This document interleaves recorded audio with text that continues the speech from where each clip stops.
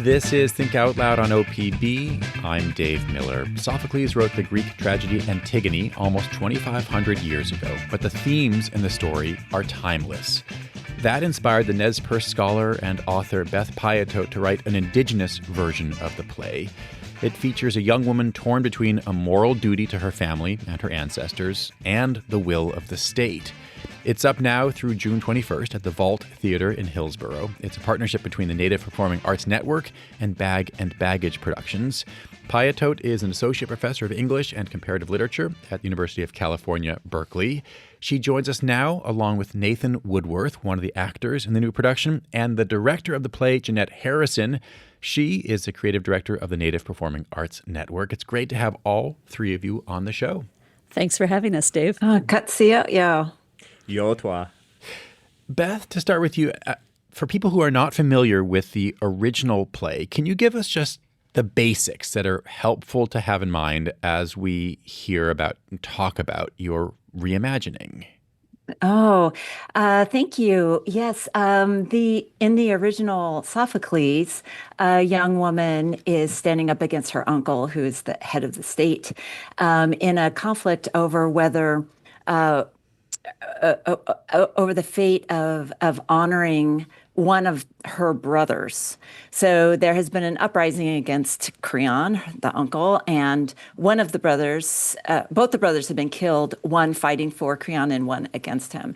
And Antigone wants to honor the brother who fought against, saying, like, we owe these spiritual laws, we owe proper rights to all of our dead, while Creon wants his body to just lie out in under the sun and be pecked by birds. So that's the central conflict is between Antigone defending the spiritual laws, the eternal laws, and Creon using his power as a political leader to decree who should be receive proper burial and who should not. When did you first start thinking about rewriting or a retelling of this story? Well, I thought about the connection of our situation as Native people to the themes in the play in 1996, when the remains of the Ancient One, or Kennewick men, were pulled out of the Columbia River. And right away, those ancestral remains were taken into state control. As Native people, we're saying, he's one of ours, we want to bury him, we want him returned to our homelands. And that is a battle that I'm sure all your listeners are aware lasted more than 2 decades. And in listening on the radio to that news in 1996, I thought, what is wrong with these people? Don't they read their own literature? And I was thinking specifically of Antigone at that point. And I didn't really, create something that made that conversation until 2017. It was much later that I actually wrote the play, but that first idea came from listening to the news on the radio. How did you know it was time 21 years later? Mm-mm. Well, in that time, I had taken up my ancestral language of Nez Perce and read a lot of traditional stories. I did a PhD at Stanford. I took a job at UC Berkeley, and I walked past the Hearst Museum almost every day at work. And the Hearst Museum of Anthropology holds a very significant number of ancestral remains. And eventually the idea that I could rewrite the play as a play, set it in a museum, and recast all of these elements, and really try to implicate Western culture in its own terms. And in doing that, I also then was able to replace the Greek chorus with a chorus of aunties telling these traditional stories that I've been studying and translating from my language. And I do want to point out that I thought of this play as an adaptation, but also as a conversation between two ancient literatures, the Greeks and the Nez Perce, although I really need to underscore the fact that our stories are older than theirs. Right. 2,500 years for the Greeks, a blink of time, as opposed to, Yes. who knows, 5, 6, 10,000 years or more.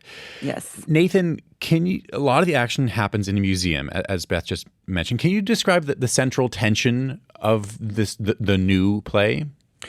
Yeah, well, I mean, the central tension is um, a young woman who's an activist who is like, you know, enough with this system. Let's subvert it. Let's take action now. Let's reclaim our ancestors. And then the very pragmatic approach of Creon, who's the director of the Smithsonian. And her uncle. Her uncle, yeah, exactly. And, you know, and it's this kind of generational battle and personal battle of like, let's work from within the system. Let's do what we can little by little. And my character, you know, Haman, is literally caught in the middle. I'm in love with Antigone. I'm the protege of Creon. And intellectually, I understand both of their arguments. And they're both correct. And that is the real tension, is neither is right and both are right. And how do you go forward? And I think that's the real, question of the play and where the tension lies. Jeanette, I understand that you and Beth have known each other for a while and have worked together in the past. Why did you want to mount a production of this play here now? Well, why here now is that it's a Nez Perce story, and we are literally on the traditional lands that the Nez Perce would travel on their way to distant water, the Pacific Ocean. So it's a beautiful bringing home of this story, I think. And you know, I've been really shocked and a little dismayed at how little people in the Portland metro area know about the traditional people of this land.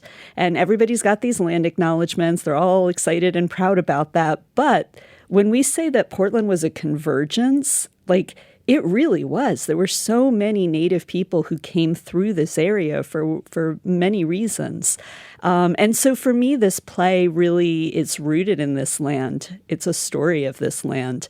And it's been really eye-opening to me personally, too, being Onondaga from the Northeast. So this is not my homelands. And, you know, you grow up and you're like, I want to learn more about more Native people. And you look at the map and you look at all of the tribes in the Pacific Northwest and you're like, yeah, I don't live there. I don't need to learn about that.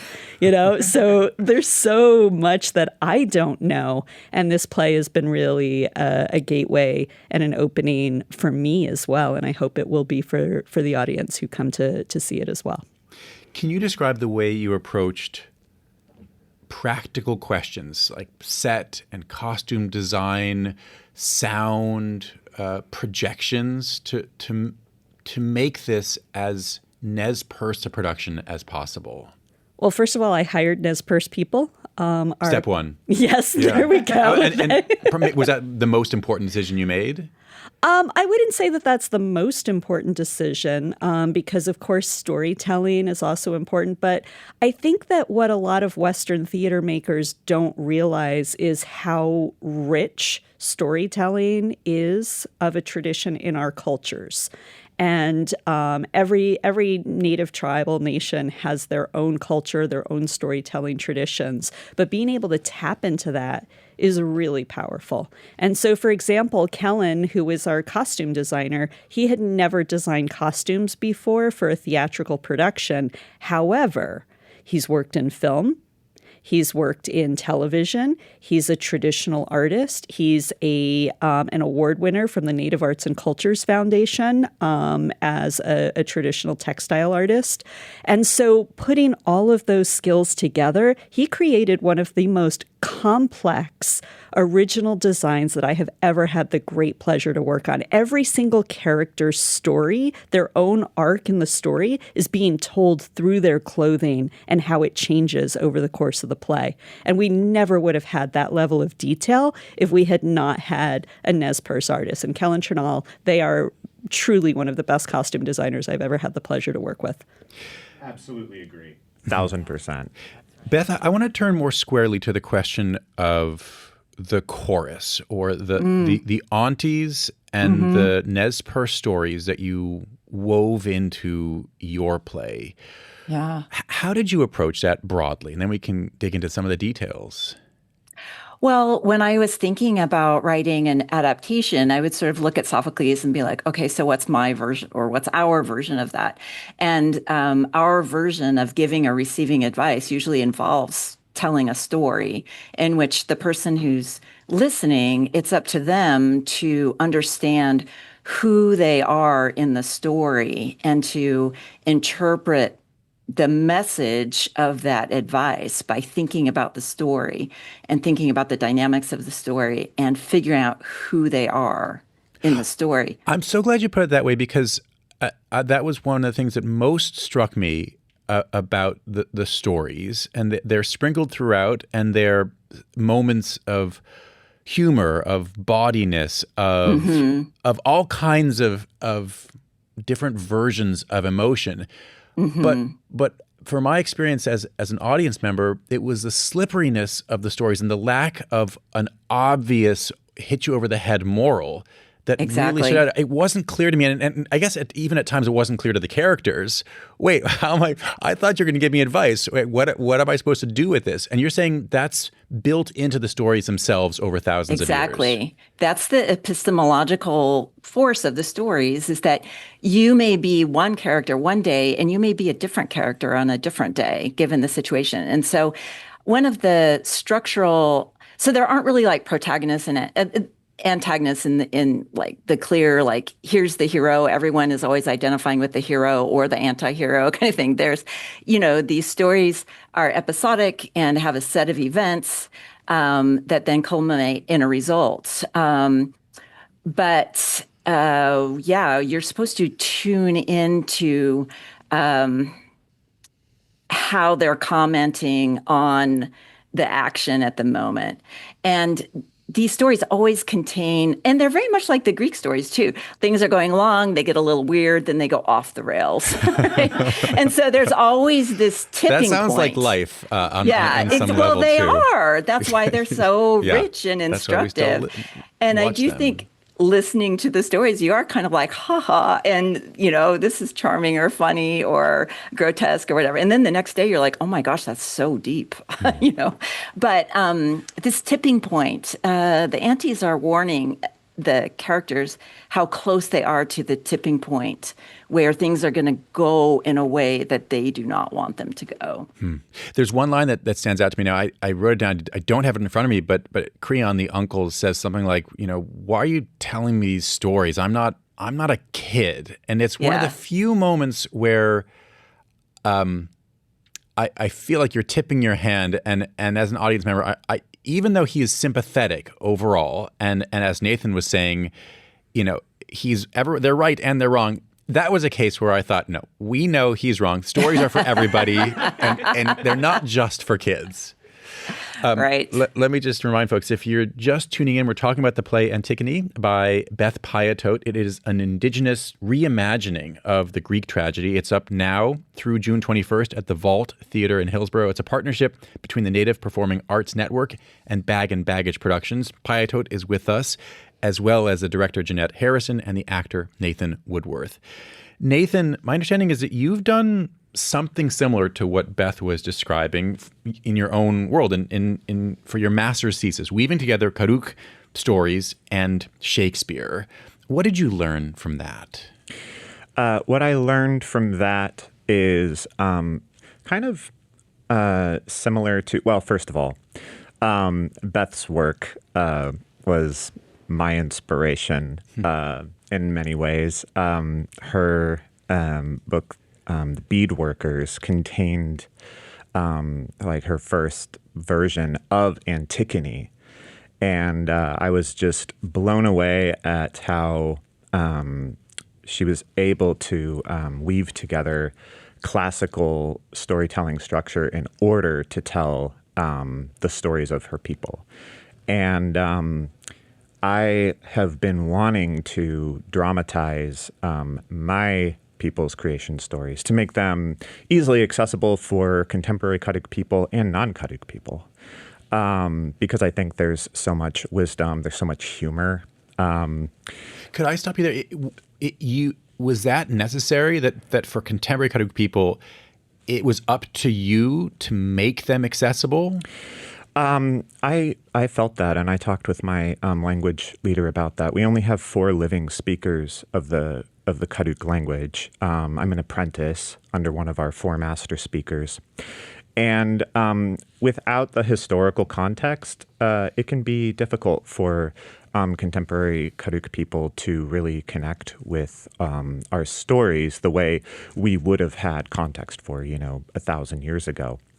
But everybody knows Shakespeare. Everybody's familiar with the idea of these star-crossed lovers who are separated. And we have a creation story where a girl dies and goes to the boneless land, and her love is trying to get to her. And I'm like, oh, these 2 lovers separated and trying to get back to each other. What does that remind me of? And then, I'm reading a Midsummer Night's Dream and about, Oberon and Titania and Puck. And I'm like, oh, that's a lot like Coyote. And so I was able to kind of find these resonances between Shakespearean archetypes and Karuk stories, and basically use the classical structure as like the tree with the Karuk stories as the branches and the leaves.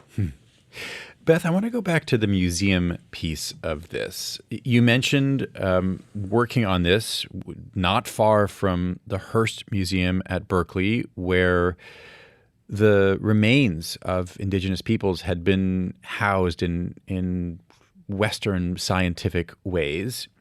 You actually did a version of this play there, and then the full-scale theatrical premiere just a couple years ago was at the Autry Museum of the American West in Los Angeles. Also, a major holding place, Western holding place for Native remains. What was it like to put on this play in those places? Yeah, I think one of the things about this play that's interesting is the places that it chooses to go. And I also think it's very cool now we're in the vault. So we're in a bank, right? So again, like the holding of capital, this sense of wealth, of accumulated wealth, that's of the West and of colonial enterprises. I do think that this play, it is able to go into these spaces and speak into them. And I've even heard from professors who will take their classes into museum spaces to read. And I'm very excited because this is a beautiful use of storytelling and of theater, is to be in formal theater spaces, but also to be in these informal spaces and to speak into these spaces and change the vibrational energy and to imagine new kinds of life emerging in these places. So that's been a joy. Did you feel like these productions in those museums in particular were a form of protest? Yes, definitely. In the very first stage reading we did at UC Berkeley, I have joked about this, just to use another Greek term, like Trojan horse. Is like it. We were able to do it inside the museum, and our audience was sitting in the gallery, and we were literally speaking above the holdings of these ancestors, and that was something that we had to think about our own spiritual existence and how to take care of ourselves to be in that level of proximity with the dead. So we did set up smudging stations and we tried to take good care of ourselves and the audience for doing that. But we really thought of those ancestors as a critical and even central part of our audience, that we were reaching out to them. But then the chancellor and other administrators came. And we were able to put some internal pressure on the university, along with a lot of external pressure from California tribes to deal with their violations of NAGPRA. The Native and I American think graves and repatriation. Well, I always forget. Yes. Okay, almost got there. Passed in 1990, but only 30% of museums have actually fully complied with it. Yeah. And Beth, but am I yes. right that you're on UC Berkeley committee, the NAGPRA committee at Berkeley? Well, they let me on the committee for a few years, and then I was taken off. Yeah. So that is one of the ways that they're able to maintain their controls by not allowing Native people to serve. But also there is this incredible backward toe on our lives to serve on these committees too. And I think one of the lines in the play is, what is done to the dead is done to the living. We are tied up with them, whether we want to be or not. That line reminds me of something I was hoping to ask you to do anyway, which is to read a poem from your new book, of poetry. The collection is called Distant Water, and the poem is called 9 Places Where You Can Still See Wheel Tracks from the Oregon Trail. Do you mind reading it for us? Oh, thank you for that invitation. Yes. 9 places where you can still see wheel tracks from the Oregon Trail. On my right metatarsus, you can see the swale caused by wet wagon wheels coming out from the Big Blue River, heaving their sodden burdens over the top of my arched foot, cracking the delicate bones below. On my skin, you see their names carved with sharp knives, marking the springs that offered fresh water. They took long drinks and left white scars. The climb up my right calf was so steep that heavy wagons made deep ruts still visible today. This grade was the first major acclivity and likely to give the faint-hearted doubt. A bare road runs the length of my thigh. Sharp double lines build pristine trail ruts, as though my body did not exist for itself. Hautnen, perfect, sacred, holy. My lower belly, made of sandstone, yielded to the roll of the wheel. So soft was the sandstone that it wore away under each creaking load. This patient erosion hewed tracks 5 feet deep, tracks deep enough to swallow a child. To avoid the winter, they raced to reach my left hip bone by the 4th of July. To celebrate, they etched white names in the jutting dark granite of my hip, calling it Independence Rock. The climb up my glutes was so long and steep that the descent was even more dangerous and testified by ruts like claw marks on both sides, a reminder of what it means to rut, to mount a body muscled and soft.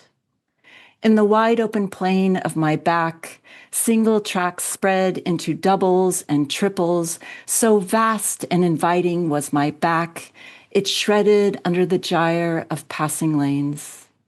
Across the sharp edge of my cheekbone, on the cliff face, is planted the historical sign that indicates the final set of tracks and provides an impressive view of the Columbia River as it rolls to the sea.